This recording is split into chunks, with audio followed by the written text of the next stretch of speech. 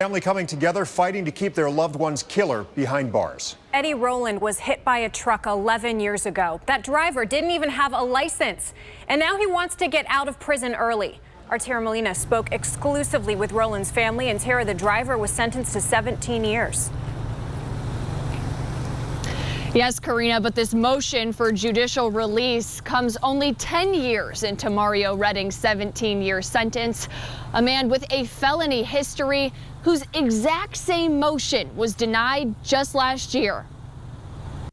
Pictures and memories. I wasn't, able to be here for any of the major things in my life, like my wedding, my kid. And that's all Jeff Cook has left of his brother Eddy. This was in March before he passed right here. Killed riding his brand new motorcycle when a driver ran a stop sign here at East 186th and St. Clair. The driver didn't stop to help. Eddy Roland was just 21 years old.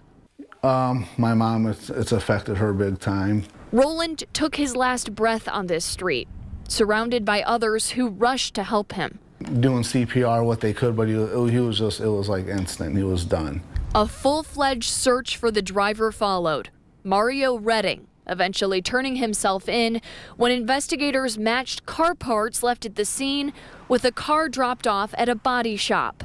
Didn't write anything about being sorry, for what happened to my brother. Redding sentenced months later for aggravated vehicular homicide and 4 unrelated felony drug charges and 17 years incarceration.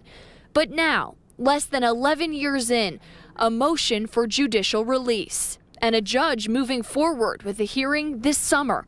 Jeff Cook told me he and his family don't want to see that go any further. A hearing means the court is considering, releasing him. And according to the records we got our hands on, the prosecutor's office doesn't either. This opposition details years of Mario Redding's bad behavior behind bars. Quote, for the first 8 years he was incarcerated, the defendant showed a complete disregard for the rules and regulation of the prison system, citing marijuana use behind bars, threatening officers, possessing contraband, and goes on to say while Redding claims the court made it clear he would be released if he did not get a ticket for a year, quote, the state remembers this differently, and that this court stated it would consider releasing the defendant if he remained out of trouble. So why did the same judge that denied this motion last year set a hearing for this year's motion? I called the office to find out and haven't heard back. Now, I still haven't heard back from that judge or Mario Redding's attorney. As soon as I do, I will update this story. Reporting live in Cleveland, I'm Tara Molina, News 5.